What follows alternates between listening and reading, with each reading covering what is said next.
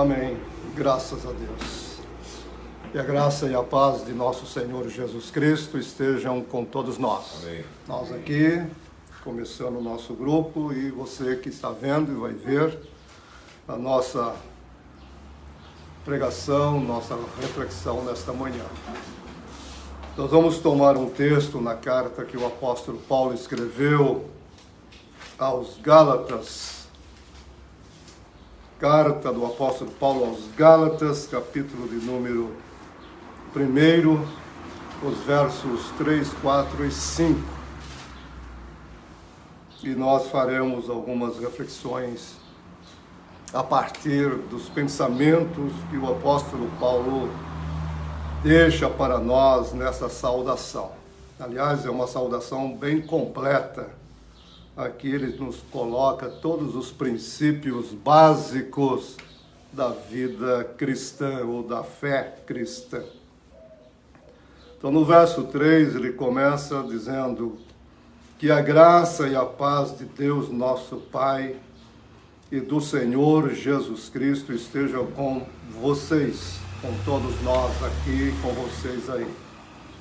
Jesus Cristo morreu por nossos pecados, como fora planejado por Deus, nosso Pai, e nos resgatou deste tempo mau em que vivemos. A Deus toda a glória para todo sempre. Amém. Essa é a saudação do apóstolo Paulo aos Gálatas e tomamos ela para nós aqui hoje. E algumas questões que ele coloca nessa saudação, que vão abrir para nós toda a verdade a respeito daquilo que é a nossa fé, a nossa crença enquanto cristãos. Eu não vou colocar dentro da ordem teológica, mas vou seguir a ordem que ele coloca aqui, a saudação, e a gente vai vendo ponto a ponto esses pensamentos que ele deixa para nós brevemente. Então ele começa com duas questões básicas de todo o propósito de Deus, que é graça e paz. Graça e paz de Deus, o nosso Pai, e do Senhor Jesus Cristo. Graça é aquilo que Deus é. Deus é amor, Deus é luz, Deus é graça, Deus é bom. Então, graça é a natureza de Deus. Deus não pode deixar de ser gracioso ou de ser graça. Deus é graça enquanto Deus que é. E a partir dessa realidade do ser graça, que Deus planeja a criação de todas as coisas. Notem, a criação, ela vai existir a partir dessa base de graça que é Deus. Então, toda a criação, seja ela, Paulo vai dizer, visível ou invisível, seja celestiais, sejam terrenas, elas têm a mesma base, a mesma raiz, que é a graça de Deus. Então, a graça de Deus é que trouxe à existência todas as coisas. Então, tudo que existe no céu, tudo que existe na terra, existe a partir dessa disposição graciosa de Deus. Notem, disposição graciosa de Deus. Então, todo o planejamento de Deus para trazer à existência esse universo, visível e invisível, tem como causa aquilo que Deus é enquanto graça. Então, graça é a base mesma da existência de tudo. E no caso do ser humano, nós vamos pensar aqui apenas em nós, humanos, né? Essa graça, ela atende duas situações básicas do nosso existir. Primeiro é a própria existência. Nós não somos capazes de existir por nós mesmos. Nós fomos trazidos à existência por Deus. Nós somos chamados a existir por Deus. Nós não existíamos, não éramos, portanto, mas Deus nos chama à existência, Deus nos dá este ser que agora somos. Então nós passamos a existir mediante um chamado de Deus, daquilo que não éramos para aquilo que somos agora. Então nós devemos a existência a esse chamado gracioso de Deus. Então o nosso existir já é fruto da graça de Deus. Nós existimos pela graça de Deus, porque não somos capazes por nós mesmos de existirmos. Nós não temos esse poder em nós. Nós não somos, portanto. Então o existir é básico da graça de Deus. Então a humanidade, os seres humanos, a partir de Adão, Eva e os filhos que foram sendo gerados a partir deles, vem à existência por graça. Então a graça está na essência da existência humana, de todos os humanos, em todos os tempos, em todos os lugares. Nós aqui somos fruto desta graça. Um japonês lá do outro lado do planeta também é fruto da mesma graça. Um africano é fruto da graça. E assim todos os seres humanos. Então nós existimos nessa igualdade do pertencermos a essa mesma raiz ou essa mesma causa. Sermos fruto dessa mesma causa. Então a graça que eu sou enquanto existente é a graça que o outro é enquanto existente. Então nós somos graças existindo como gente ou como seres humanos no mundo. Então a humanidade é a expressão gloriosa, maravilhosa daquilo que Deus é enquanto graça. Então quando você olhar para o outro ser humano, você precisa ver nele, antes de tudo, a graça que Deus é. O outro ser humano é graça de Deus manifestada naquela pessoa. Então nós somos essas relações graciosas existindo em Deus, com Deus, por Deus, para Deus e tudo que está relacionado a isso. Então essa é a primeira base da graça do existir. Então nós existimos enquanto graça de Deus. E isso é todo ser humano, seja ele bonzinho, seja ele mauzinho, seja ele simpático, seja antipático, seja ele como for na sua existência agora. Ele é graça de Deus existindo como gente.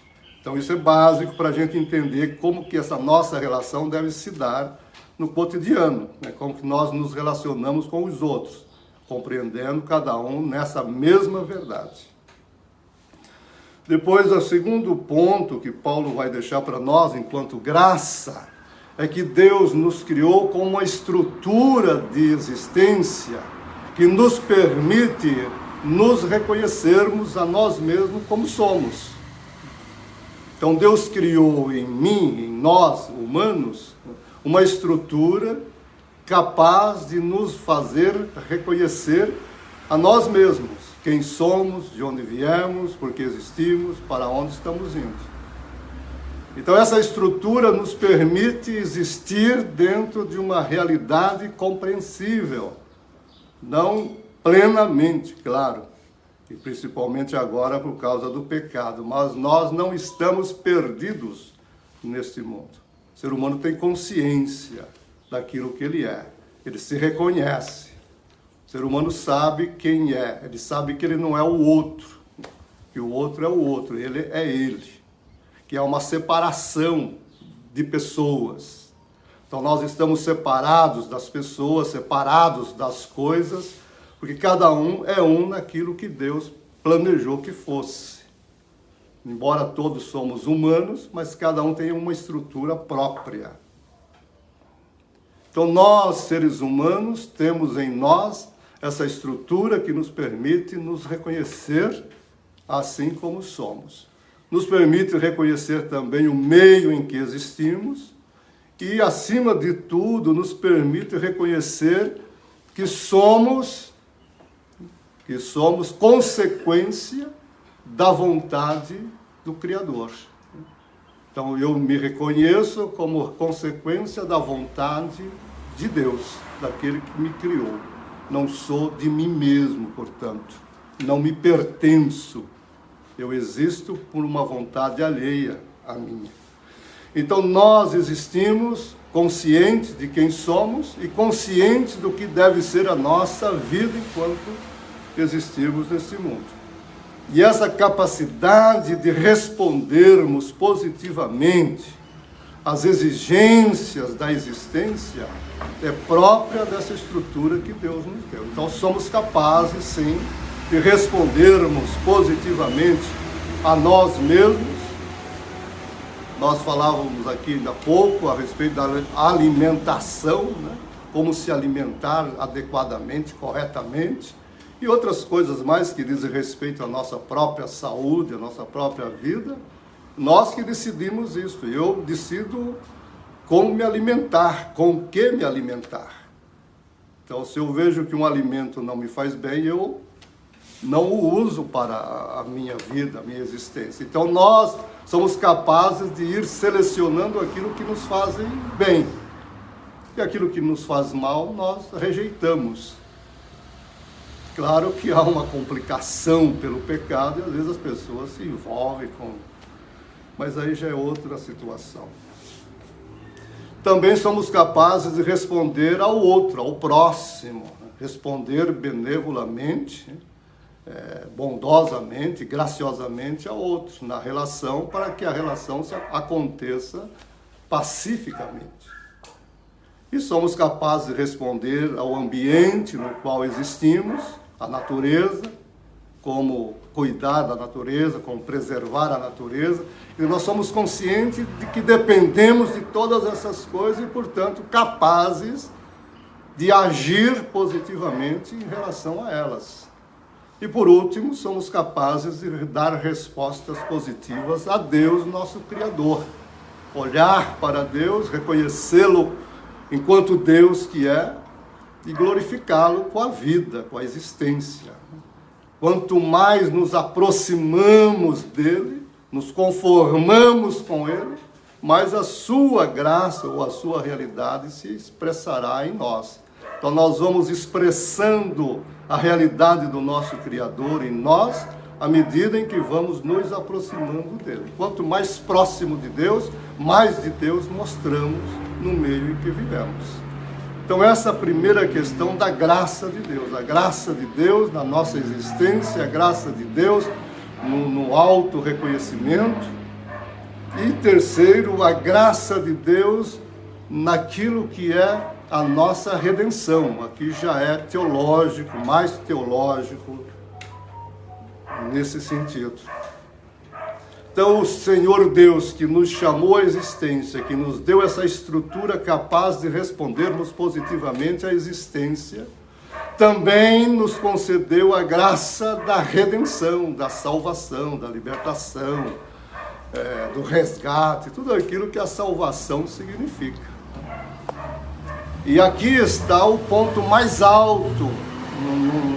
Não é possível dizer em Deus o ponto mais alto, mas para a gente compreender da manifestação dessa graça, porque para Deus nos dar existência, simplesmente nos trazer a existência, não lhe custa algo. Deus fala e as coisas aparecem. Disse Deus, haja luz, houve luz. Apareça e apareceram. Então Deus disse, façamos o homem a nossa imagem conforme a nossa semelhança. E criou Deus o homem e a mulher a sua imagem e semelhança. Então isso é para Deus uma coisa muito simples. Mas quando se trata da redenção, já não é simplesmente o chamar, o falar, o dar uma ordem.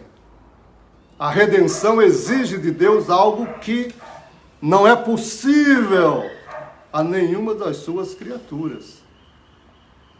A redenção vai exigir de Deus a própria existência de Deus, a própria vida de Deus.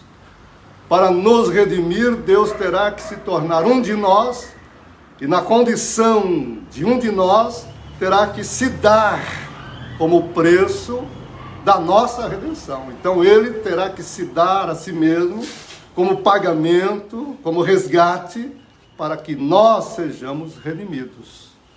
Então a nossa redenção é o ponto alto da graça de Deus. Por isso que vem aí a palavra perdão, a graça que nos perdoa. Perdão, perdão, é o dom supremo de Deus. A salvação é o dom supremo de Deus, por isso perdão. Então nós recebemos na salvação o dom supremo, o dom maior de Deus. Não tem nada maior do que isso que Deus poderia nos dar. Ele nos deu a Ele mesmo. Deus nos deu a Ele mesmo. Tome isso na sua vida. Que mais, Paulo pergunta, que mais Deus poderia negar para nós? Se Ele já nos deu a si mesmo, o que Ele poderia nos negar? Então nós temos o dom maior de Deus, o dom supremo de Deus, que é Ele mesmo. E é esse dom que nos redime, que nos salva, que nos põe em relação com Ele. Aí vem a segunda palavra que Paulo usa aqui, primeiro a graça que nos traz a existência, a graça que nos mantém na existência, graça que cria em nós estruturas capazes de respondermos à vida, graça que vem como dom supremo e nos salva. E agora vem a paz, graça e paz, a paz que possibilita a nossa comunhão com Deus, viver em paz com Deus, viver em comunhão com Deus, existir, aleluia, glória a Deus, existir numa relação de paz e amor com Deus. Então Deus está em relação a nós em paz, nós estamos em relação a Deus em paz. Então a paz que predomina nossas relações com Deus e vai predominar também as nossas relações uns com os outros, quando chegar o tempo oportuno disto acontecer. Um dia a humanidade toda estará em paz com Deus, em paz com elas mesmas, em paz com a natureza. Um dia este mundo será um mundo de paz, vida e paz. É para onde estamos caminhando, mas agora ainda está em construção, em processo. Então a paz que nós hoje desfrutamos com Deus, a paz em nós mesmos, a paz com Deus, a paz que podemos ter com os outros, o autor aos Hebreus dizem, quanto possível, tenha paz com todos, porque da nossa parte é possível ter paz com todos, porque nós já compreendemos esse princípio glorioso de Deus em nós. Então nós somos essa verdade de Deus. Então essa saudação inicia assim, graça e paz de Deus, o nosso Pai. E aqui Paulo coloca isso na mesma forma como o Senhor Jesus havia ensinado. Então, Deus é o nosso Pai. É o Pai que nos deu a existência, que nos trouxe a existência. E teologicamente essa é uma relação eterna. Deus é Pai enquanto substância que é. Deus nunca não foi Pai. Não houve um tempo quando Deus não era Pai. Quando Ário, aquele bispo de Cesareia, trouxe o arianismo, negando a eternidade de Jesus Cristo, ele diz, houve um tempo quando Deus não era Pai. Isso é falso, nunca houve um tempo em que Deus não fosse Pai. Deus é Pai eternamente. Se nós podemos dizer de existência para Deus, nós vamos dizer que Deus existe como Pai eternamente. Ele é Pai eterno. A Bíblia vai dizer Pai eterno, né? Eternamente Pai. Então Ele é o nosso Pai, Ele sempre nos teve. Porque você não tem em Deus um tempo quando nós não estávamos na sua realidade. Não houve um tempo em que Deus estava solitário, na eternidade, não pensando em nós, não sabendo do nosso existir. Deus sempre soube de nós. Em Deus nós também somos eternos. E Ele sempre nos teve como seus filhos, fruto dessa sua realidade. Então Paulo traz para nós aquilo que o Senhor Jesus ensina gloriosamente, Pai. Então nós temos um Deus que é Pai, nosso Pai. Nunca perder isso de vista. Né? Nunca pensar em Deus apenas quanto Deus, como Senhor, como superior. Né? mas Pai nessa relação de vida, de amor, de graça, de comunhão. Pai presente, Pai junto, Pai que ama, Pai que acolhe, Pai que abraça, Pai que sabe quem somos. O Salmo 103, verso 14, coloca isso para nós de uma maneira muito gloriosa. É um dos salmos que mais fala dessa realidade de Deus enquanto graça, enquanto misericórdia, enquanto amor. E ali nesse versículo ele vai dizer, Deus, notem, Deus conhece a nossa estrutura. Deus conhece a nossa estrutura, aquilo que somos realmente enquanto pessoa. Ele sabe como fomos feitos. Ele sabe como você e eu fomos feitos. E Ele sabe também, se lembra também de que somos pó, fisicamente. Então, há uma estrutura que Deus conhece em nós. Deus sabe como nós existimos e sabe do que fomos feitos nessa nossa condição primeira do ser físico. Então Deus nunca extrapolará isso, né? Deus nunca pisará isso. Ele considerará em nós isso eternamente, porque isso provém dele. Deus não se contradiz, Deus não é incoerente, não é inconsequente. Deus é perfeito, Deus é santo, Deus é luz. Então, quando Ele olha para nós, Ele olha de acordo com essa nossa realidade e nos trata de acordo com o que somos. Deus sabe que somos limitados, Deus sabe que não temos poder praticamente de nada, que nós dependemos 100% dEle. Enfim, tudo aquilo que de fato você e eu precisamos, Deus sabe, Deus nunca vai exigir de nós aquilo que está fora do nosso âmbito, da nossa capacidade. Então Ele é Pai. Então, graça, paz do nosso Pai e do nosso Senhor Jesus Cristo, que é o nosso Salvador, o agente divino que proveu para nós essa realidade da vida e da salvação. Paulo vai dizer no verso 4, então, no verso 3 ainda, estejam com vocês, né? Aquilo que permanece conosco, que é conosco sempre, eternamente. Não é que um dia você tem graça e paz, outro dia você não tem. Não, isso é em nós, é da nossa realidade com Deus. No verso 4, para a gente apressar aqui, Paulo vai dizer, Jesus Cristo morreu por nossos pecados. Jesus Cristo se deu a si mesmo por nossos pecados. Então aqui nós temos essa disposição da boa vontade do nosso Senhor Jesus Cristo de se dar a si mesmo por nós. Então há em Jesus Cristo, há em Deus, há na Trindade, essa disposição, essa boa disposição, essa maravilhosa disposição de se dar a si mesmo pelos nossos pecados. Quem peca somos nós, mas quem paga pelos pecados é Ele.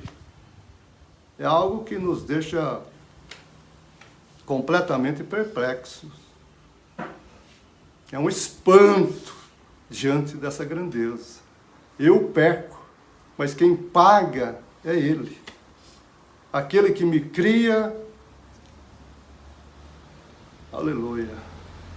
Aquele que me deu existência, decidiu e escolheu livremente pagar pelos meus erros, pelos meus pecados. Isso é a graça, não esqueçamos da graça. Então, Jesus Cristo, Ele se fez carne. Primeiro passo dessa ação redentora, precisa se tornar um de nós. Então Ele se faz carne de acordo com um processo completamente desconhecido de nós. Não temos a menor possibilidade de saber como que o Verbo se fez carne. Mas Ele se fez carne. João vai dizer, nós o vimos, nós o apalpamos, nós estivemos do lado dele. Então era real, não era uma miragem, não era uma ilusão. Havia ali uma realidade física, humana, que nós vimos, ouvimos e apalpamos. João diz apalpamos. Maravilha.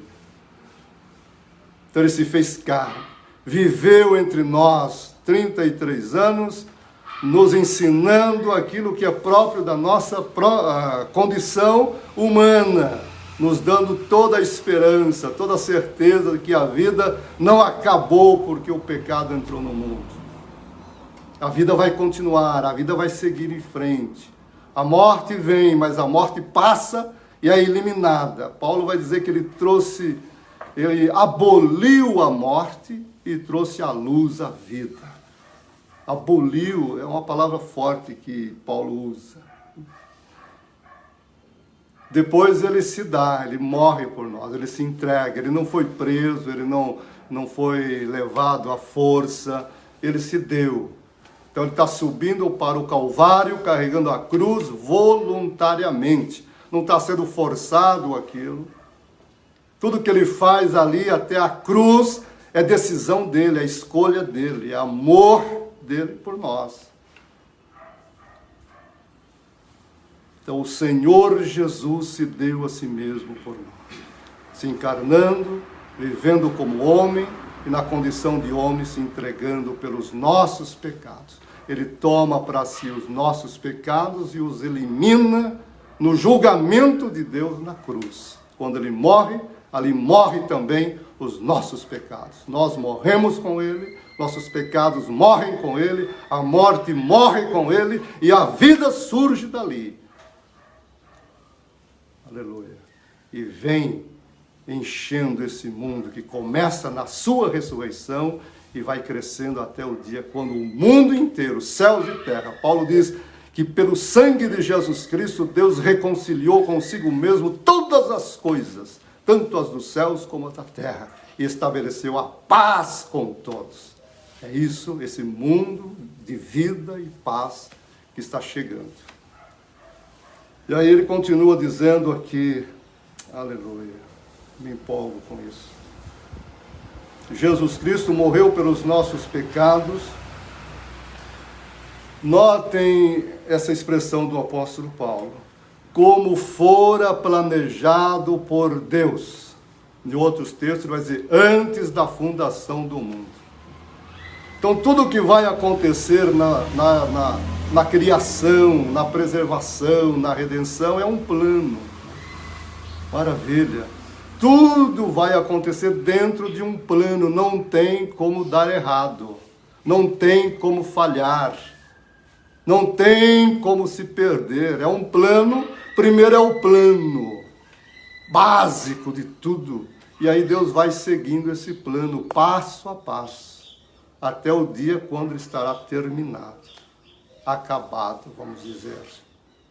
Então é planejamento. Nós existimos, o mundo existe, todas as coisas existem dentro de um planejamento de Deus. E Deus é onisciente, não nos esqueçamos disso. Deus é onisciente. Ele sabe o princípio e o fim antes de começar. Por isso lá em Isaías 46:10, ele vai dizer, o meu conselho está firme. E eu farei toda a minha vontade. Porque nada pode dar errado no plano de Deus. Imagina uma coisa dar errado. Nós vemos muitas construções hoje paradas, prédios, casas, porque deu errado a planta, o plano, enfim. Mas com Deus isso não acontece. Então nada no universo vai ficar parado porque a planta estava errada, o plano estava errado. Então, tudo que Deus começou vai terminar perfeitamente para responder aquilo que é o propósito do existir eternamente. Terminando aqui, Paulo vai dizer, de acordo com o planejamento de Deus, nosso Pai, e nos resgatou deste mundo mau. E nos resgatou deste mundo mau, esse tempo mau. O que ele está dizendo aqui é isso, do pecado até a saída do pecado é um tempo. Quando Adão e Eva pecaram, iniciou-se o tempo do pecado. Quando Cristo voltar e o reino de Deus for estabelecido, termina o tempo do pecado. Então nós existimos dentro de um tempo mau, de um mundo mau, de uma era má. Mas é só um tempo, é só uma era, não é eternamente mal. Então Jesus Cristo nos salvou dessa condição e vai nos levar para uma outra realidade que é perfeita. E ele termina dizendo: a Deus toda a glória para todo sempre. Amém. Nisso tudo, nos dar existência, no preservar a existência, nos redimir, Deus é glorificado. Nós ainda não entendemos o que significa glorificar a Deus. Deus é pleno, Deus é completo, Deus é tudo em si mesmo. Como glorificar a Deus? Deus não faz nada para ser glorificado, porque Ele não precisa que alguém o glorifique. Então isso não nos é compreensível agora. Mas naquilo que podemos pensar, em dar existência a todas as coisas, preservar todas as coisas, redimir todas as coisas, há uma glória que vai se mostrar, que vai se revelar, e quando nós tomarmos consciência dessa glória, ficaremos boquiabertos diante de Deus. Quando você e eu estivermos na plenitude do nosso ser, quando a nossa consciência funcionar perfeitamente, e nós formos capazes de assimilarmos tudo, nós olharemos para Deus e o glorificaremos de fato. Então tudo que Deus faz, Ele faz para revelar essa glória que nos abençoa e que nos faz viver com Ele e para Ele eternamente. Então essa saudação de Paulo nos traz todos esses princípios básicos da fé cristã. Em que crê os cristãos? Nessas coisas. Se você não crê nisso, então você não é cristão, no sentido bíblico. Então o cristão crê nessas verdades todas e glorifica a Deus por causa disso. Mais profundidade podemos encontrar aqui. Queria que você lesse essa saudação 10, 20, 1000 vezes e fosse meditando nela em cada palavra, o sentido de cada palavra, de cada expressão, de cada conceito que o apóstolo coloca. Você vai ver que riqueza, que grandeza. E a gente vai ver que Paulo é essa pessoa maravilhosa na mão do Espírito Santo, capaz de resumir numa saudação toda a teologia, todo o plano de Deus.